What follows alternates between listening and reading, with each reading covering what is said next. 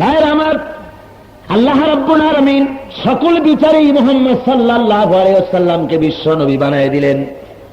এই দুনিয়ার ভিতরে যত নবী এসেছেন সব হলেন আঞ্চলিক নবী, ভাষাভিত্তিক নবী, এলাকা ভিত্তিক নবী।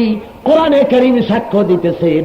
হযরত নূহ আলাইহিস সালাম সম্পর্কে কোরআন বলে, ওয়ালাকাদ আরসালনা নূহান ইলা কওমি, আমি নূহ আলাইহিস সালামকে তার কওমের জন্য নবী করেছি। ওয়াইলা আদিন আখাহুম হুদা, আমি হুদ আলাইহিস সালামকে তার জ্ঞাতি, তার ভাইদের জন্য আমি সেখানে তাকে নবী করে পাঠিয়েছি। শুআয়ব আলাইহিস সালামকে মাদিয়ানবাসীদের জন্য পাঠিয়েছি। মূসা আলাইহিস সালামকে তার এলাকার লোকদের জন্য পাঠিয়েছি। ঈসা আলাইহিস সালামকে তার বনী ইসরাইলদের জন্য নবী করে পাঠিয়েছি। কিন্তু মুহাম্মদ সাল্লাল্লাহু আলাইহি ওয়াসাল্লাম সম্পর্কে কথা বলা হয় নাই যে আমি তোমাকে মক্কাবাসীর জন্য নবী করে পাঠাইলাম। আছে নাকি? আরবি ভাষাভাষীর জন্য পাঠাইলাম, এরকম কথা আছে নাকি? মান আল্লাহ রাব্বুল আলামিন বলেন, নবী বলেন, কুল ইয়া আইয়ুহান নাসু ইন্নী রাসূলুল্লাহি ইলাইকুম জামিআ। হে নবী, আপনি বলেন, ও দুনিয়ার মানুষেরা, আল্লাহ রাব্বুল আলামিনের পক্ষ থেকে আমি তোমাদের সকলের জন্য রাসূল হয়ে এসেছি। জোরে বলেন সুবহানাল্লাহ। এরপরে আল্লাহ নিজে বলেন, দুনিয়ার মানুষ শোনো, ও নবী, আপনাকে আমি কেমন নবী বানালাম আপনি শুনে রাখুন।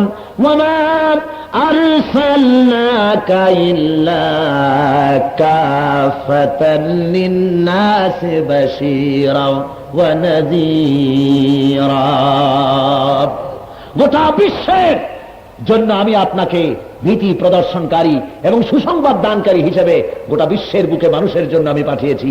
কিয়ামত পর্যন্ত গোটা বিশ্বের সর্বকালের সর্বযুগের সর্বশ্রেষ্ঠ নেতাকে মুহাম্মদ সাল্লাল্লাহু আলাইহি ওয়াসাল্লাম। তাহলে খুশি হইয়া বুক ফুলে বলেন তো, তোমার নেতা আমার নেতা কে? এ কথা বলতে কষ্ট হয় নাকি? জোরে বলেন, এ কথা বলতে কষ্ট হয়? তাহলে জোরে সরে বলেন, তোমার নেতা আমার নেতা কে? সাল্লাল্লাহু আলাইহি ওয়াসাল্লাম। ভাইরা আমার, এরপরে গোটা দুনিয়ার মধ্যে আপনার আমার নেতা, গোটা বিশ্বের নেতা মুহাম্মদ সাল্লাল্লাহু আলাইহি ওয়াসাল্লামের মর্যাদা সবচাইতে কি? কিভাবে? এই কোরআনের ভিতরে, কোরআনে কারীমের মধ্যে আমরা লক্ষ্য করেছি কোন জায়গায় আল্লাহ রাব্বুল আলামিন তার হাবিবের নাম ধরে ডাকেন নাই। ইয়া মুহাম্মদ বলে কোন জায়গায় আল্লাহ ডাকেন নাই। জোরে সরে কোন সুবহানাল্লাহ। যত নবীদের ডাকা লাগলো আল্লাহ রাব্বুল আলামিন নাম ধরে রেখেছেন, ইয়া আদম উসকুন আনতা ওয়া যাওজুকাল জান্নাহ, হে আদম তুমি আর তোমার স্ত্রী জান্নাতের ভেতরে বসবাস করো। নাম ধরে ডাকলেন। নূহ আলাইহিস সালামকে ডাকছেন, ইয়া নূহ লাইসা মিন আহলিক। মূসা আলাইহিস সালামকে ডাকার দরকার হলো, নাম ধরে ডেকেছে, ওয়া মা তিলকা বিয়ামিনিকা ইয়া মূসা, হে মূসা তোমার ডান হাতে ওটা কি? ইয়া ইয়াহইয়া খুযিল কিতাবা বিকুওয়া, ইয়াহইয়া আলাইহিস সালামকে নাম ধরে ডাকা হলো। ইয়া যাকারিয়া, এরপরে জাতির পিতাকে আল্লাহ ডাকার দরকার বোধ করলেন, ডাক দিলেন, হে মুসলমানদের জাতির পিতা নাকি? না না, এরকম ডাকেন। ডাকার দরকার হলো ইব্রাহিম আলাইহিস সালামকে জাতির পিতাকে।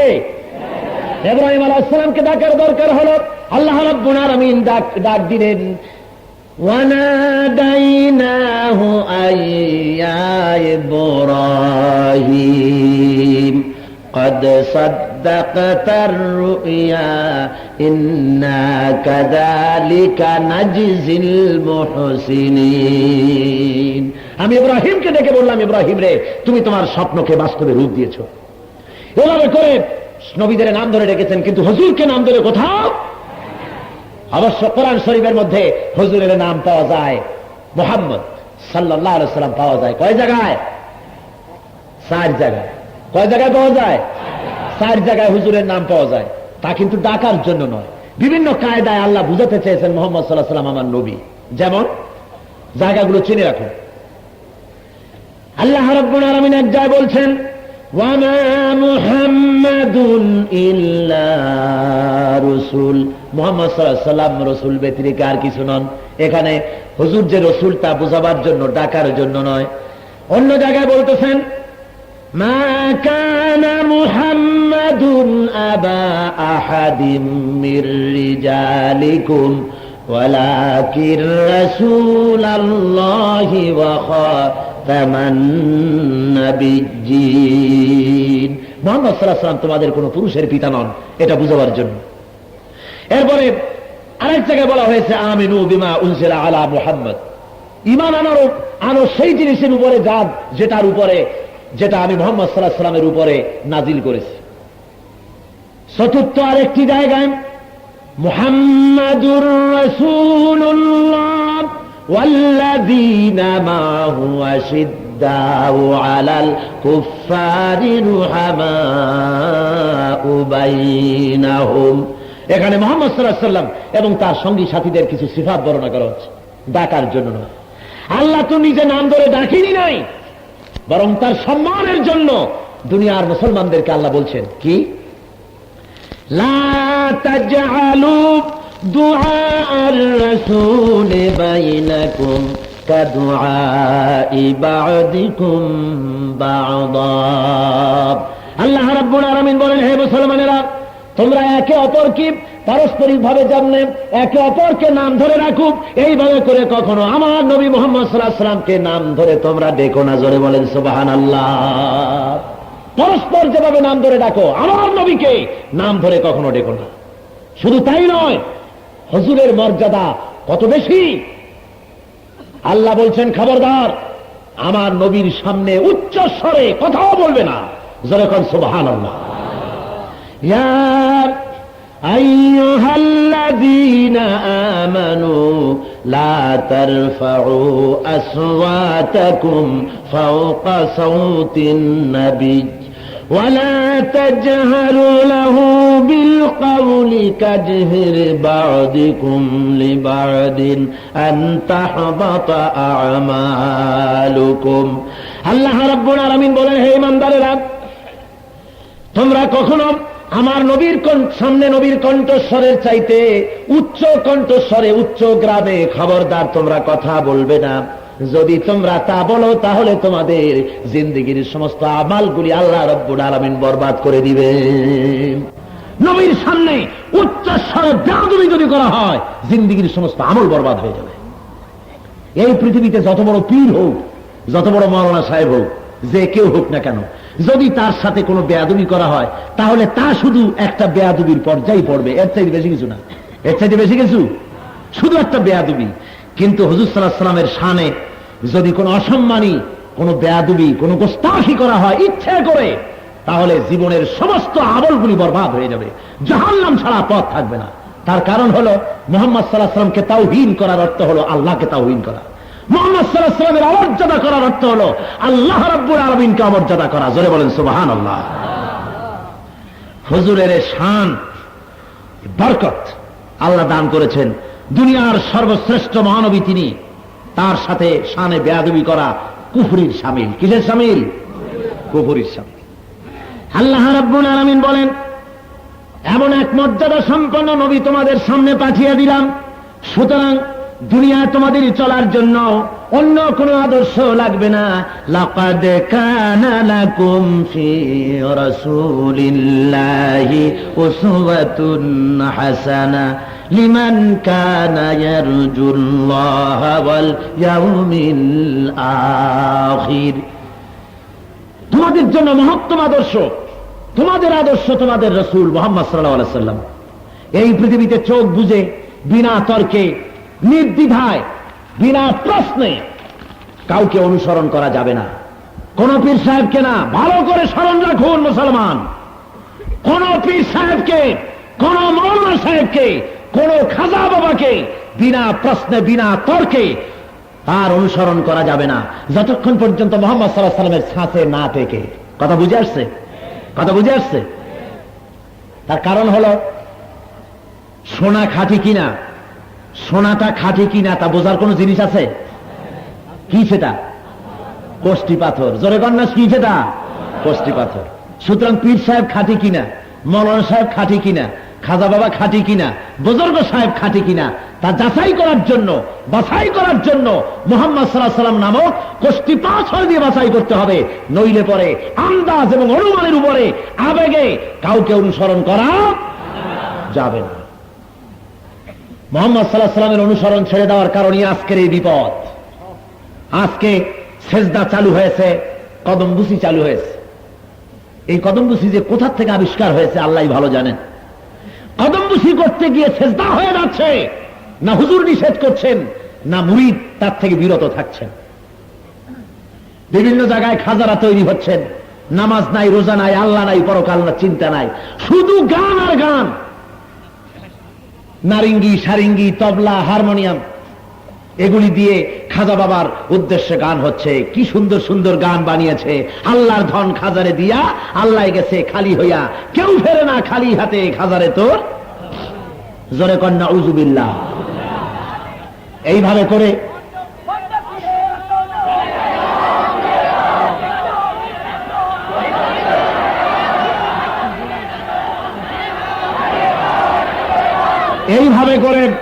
গোটা দুনিয়ার বুকে, বিশেষ করে এই বাংলাদেশে নানান ধরনের লোক এভাবে বেরিয়েছে মানুষদেরকে বিভ্রান্ত করার হাজারো প্রক্রিয়া, হাজারো প্রচেষ্টা চালাচ্ছে। এই প্রচেষ্টা থেকে আপনাদের বাঁচতে হবে। কি বলেন, বাঁচতে রাজি আছেন? আপনাদেরকে সর্বনাশ করা হচ্ছে বিভিন্ন জায়গায়। আর এত রোষ, যা রাসূল করেন নাই, যা সাহাবায়ে কেরাম করেন নাই, তা কি মুসলমানের করা উচিত? জবাব দেন আমার কাছে, করা উচিত? রাস্তা দিয়ে হাঁটা যায় না, খালি ওরস শরীফ, ওরস মোবারক। কোথায় যে তাই সেই ওরস আল্লাহই ভালো জানেন। কালকে আমি যেখানে ছিলাম, গতকাল দেখলাম ৩-৪টা মহিষের গলায় মালা দিয়া তারপরে নিয়ে যাচ্ছে, আর পিছনে ঢোল বাজাতে বাজাতে যাচ্ছে। কোন জায়গার যেন হযরত ফতিক শাহ রহমতুল্লাহ আলাইহির ওরস শরীফ হবে,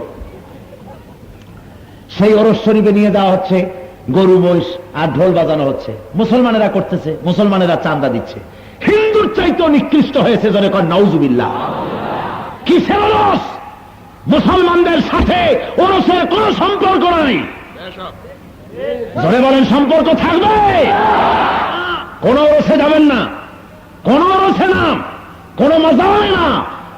মুসলমান সব যাবে মসজিদে। কোথায় যাবে? মুহাম্মদ সাল্লাল্লাহু আলাইহি ওয়াসাল্লাম যদি ওরস করে না থাকেন, সাহাবায়ে কেরাম যদি ওরস না করে থাকেন, হায় রে আল্লাহ, কি কি বানাইছে। ওরস শরীফ, 14 শরীফ, তারপরে গোসল শরীফ। গোসল শরীফ মানে যেদিন জন্মগ্রহণ করেছেন সেদিন হুজুরে গোসল দেওয়া হবে, গোসল শরীফ। নাউজুবিল্লাহি মিন যালিক। হিন্দুর চাইতে, মুশরিকের চাইতে নগণ্য হয়ে গেছে, খারাপ হয়ে গিয়েছে মুসলমান। এর থেকে মুসলমানদের বাঁচতে হবে, বুঝতে হবে। ভাইরে আমার, আপনাদেরকে গতকাল যে আমি বলেছিলাম ধর্মের নামে ব্যবসা যে চলছে, এই হলো ধর্মের নামের ব্যবসায়ীর দল। ধর্মের নামে শোষণ চলতেছে। কি চলতেছে বলেন? বাংলাদেশে যত ওরস শরীফ, সব ধর্মের নামে ব্যবসা। এগুলি কে জোরে করেন? এই ব্যবসায় গরু দেওয়া, ছাগল দেওয়া, যাতায়াত করা হারাম। কেউ যাবে না। কোন মুসলমান যাবে?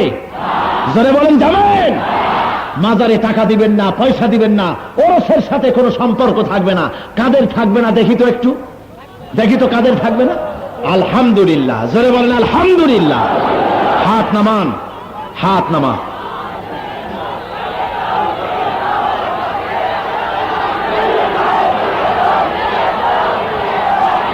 ভাইরা আমার, আমি আপনাদের খেদমতে আরজ করতে চাই, হাজার এই ধরনের হাজার ও মাজার তৈরি হয়েছে, যা রাসূল পাক সাল্লাল্লাহু আলাইহি ওয়াসাল্লামের জামানায় ছিল না, যা হাদিস কর্তৃক সমর্থিত নয়। আর সেই জায়গাগুলিতে লোকেরা অনবরত গাড়ি থামায় থামায়া পয়সা দেয়। কবে কোন ওলি আল্লাহ আসছিলেন কি আসছিলেন না, কোন ইতিহাসে প্রমাণও নাই। সেই সব জায়গায় গিয়ে মানুষেরা জনমের মতো টাকা দিতেই থাকে, সেজদা দিতেই থাকে। জোরে কর নাউজুবিল্লাহ। আপনি বিশ্বাস করুন, কেউ আপনাকে বদদোয়া করে আপনার চুলও নাড়াতে পারবে না। আপনি ভরসা করেন আল্লাহর উপরে। কার উপরে করবেন? আরো জোরে বলেন, কার উপরে? আর অনুসরণ করতে হবে মুহাম্মদ সাল্লাল্লাহু আলাইহি ওয়াসাল্লামকে। কাকে?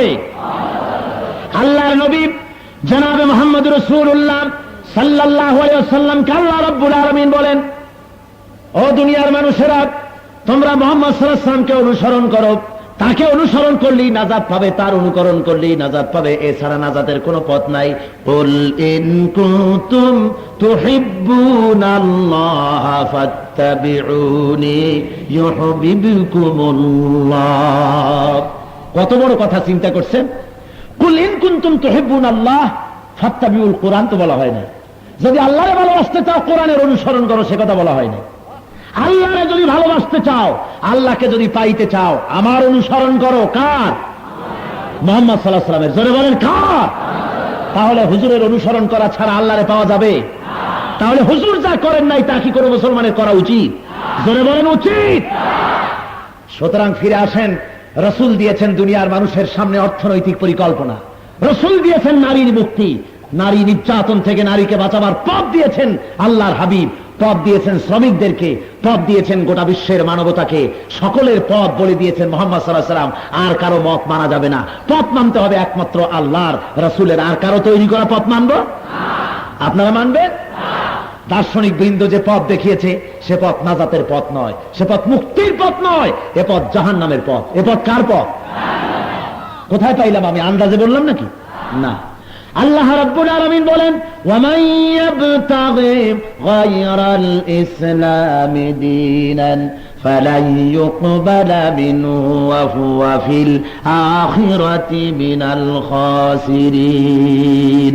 আল্লাহ রাব্বুল আলামিন বলেন, যে বাজারা মানুষের তৈরি করা আমি আল্লাহর দেওয়া বিধানকে ছেড়ে দিয়ে অন্যের তৈরি করা আইন ও কানুনকে যারা মানবে, তাদের জন্য আল্লাহ বলেন ওদের কিয়ামতের দিন ওরা ক্ষতিগ্রস্ত হবে।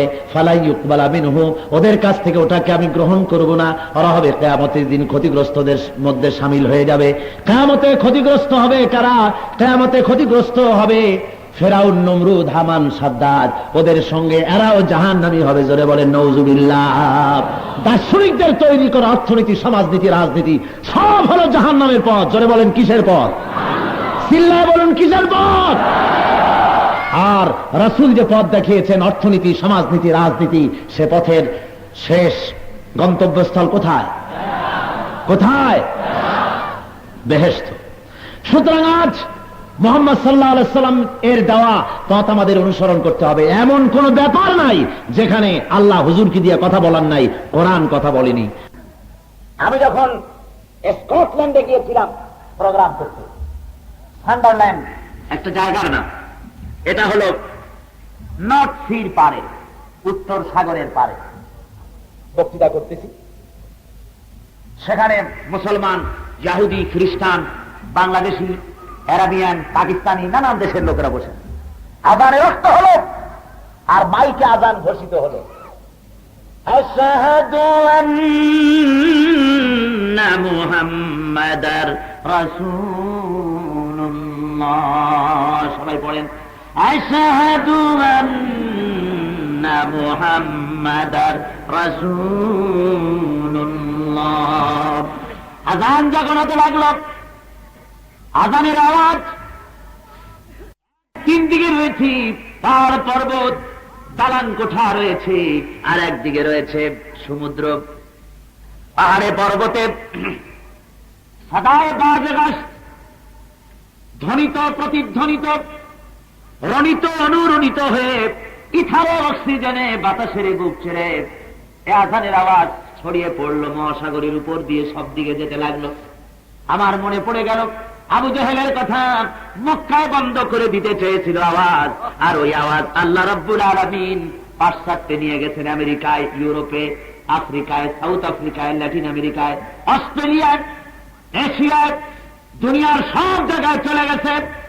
মনে পড়ল বিশ্বকবি, কবি সম্রাট আল্লামা ইকবাল রহমতুল্লাহ আলাইহির কথা, মগরিব কি ওয়াদিউ মে গুঁজে আযা হামারে, থমথনা থা কিসি সে সैले রওয়া হামারা।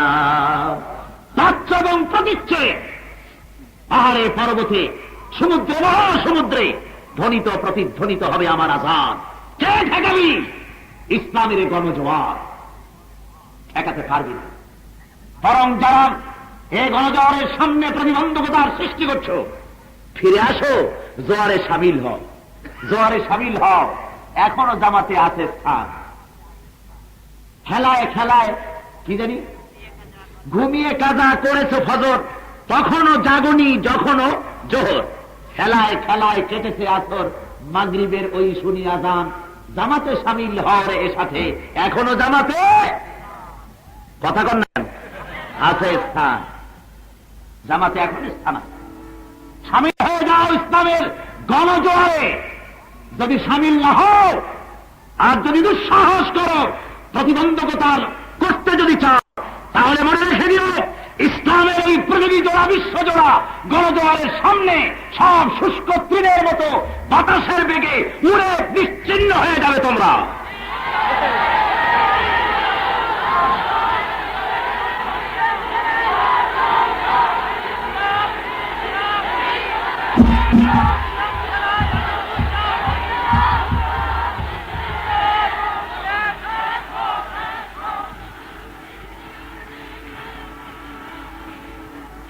ভাইরা আমার, আল্লাহ রাব্বুল আলামিন এরপরে বলতেছেন, ইয়া হাসরাতান আলাল ইবাদ মা জাআতিহিম মির রাসূলিন ইল্লা কানু বিহি ইস্তাহজিউন।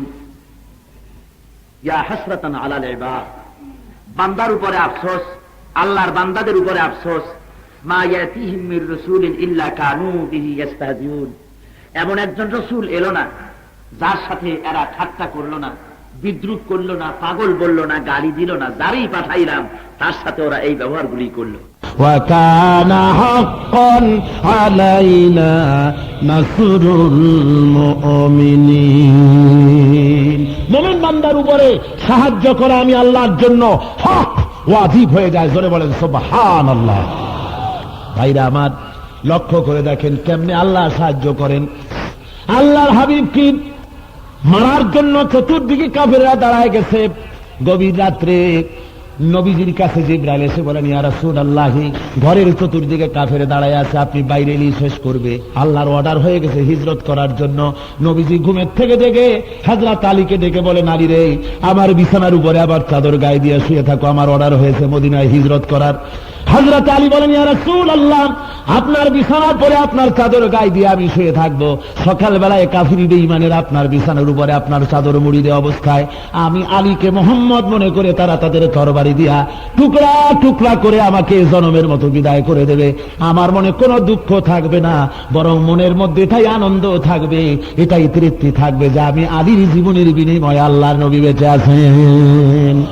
নবীজি ঘরের থেকে বেরোলেন, এক মুষ্টি বালু হাতে নিলেন, হাতের বজু পরে দম করে ছেড়ে দিলেন। বালুকণা সব দিকে চলে গেল, কাফেরদের চোখের মধ্যে বালু গেল, দুই আঙ্গুল দিয়া চোখ রগড়াতে লাগলো।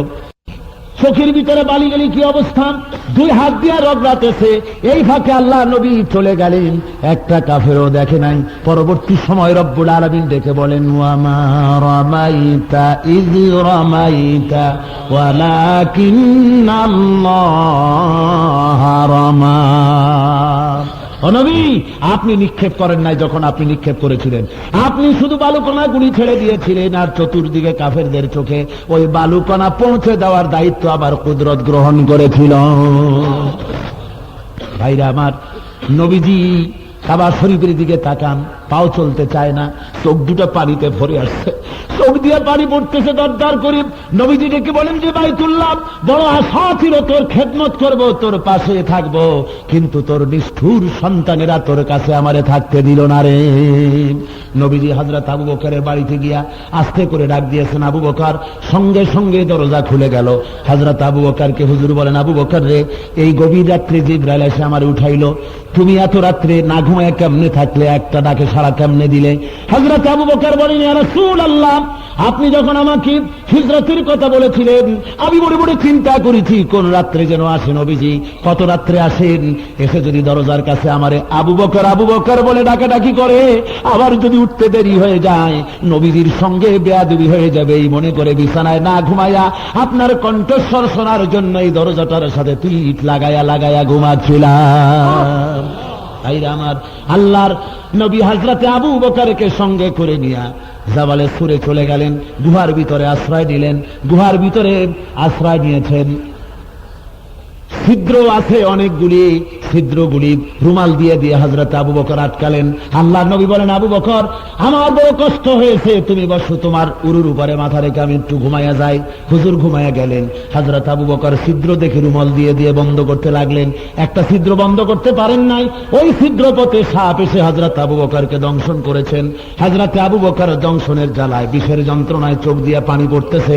নবীজির ঘুম ভেঙে গেল। তাকায় কয়, আবু বকর, সন্তানের মায়া মনে পড়ে গেল নাকি? বাড়ির কথা মনে পড়ে গেল নাকি? কান্দো কেন আবু বকর? হযরত আবু বকর বলেন, ইয়া রাসূলুল্লাহ, যার দাস্তে কুদরতে আবু বকরের জান, তার কসম করে বলি, যেদিন ঈমান এনেছি আল্লাহর পরে আপনার উপরে, বিবি বাল বাচ্চার চাইতে আপনারে ভালোবাসি 1000 গুণ বেশি। ইয়া রাসূলুল্লাহ, সন্তানের মায়ায় কান্দি না, বাড়ির মায়ায় কান্দি না, সাপে দংশন করেছে, বিষের জ্বালায় কান্দি। হুজুর মুখ থেকে থুতু বের করে লাগাই দিলেন, দংশনের যন্ত্রণা বন্ধ হয়ে গেল।